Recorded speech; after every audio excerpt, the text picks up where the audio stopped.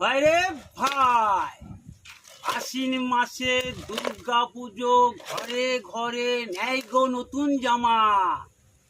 কার্তিক মাসে জমের দুয়ারে দেয় গো ফোঁটা। অঘ্রাণ মাসে নবান্ন, নতুন ধান কেটে। পৌষ মাসে পৌষল্লি, ঘরে পিঠে। মাঘ মাসে মধুমিষ্টি, জামাই আসে ছুটে। ফাল্গুন মাসে হোলি খেলা হয় গো ঘরে ঘরে। চৈত্র মাসে চতুর্দশী, শিবের ঘরে কোটা। বৈশাখ মাসে তুলসী গাছে দিচ্ছে বসুধরা।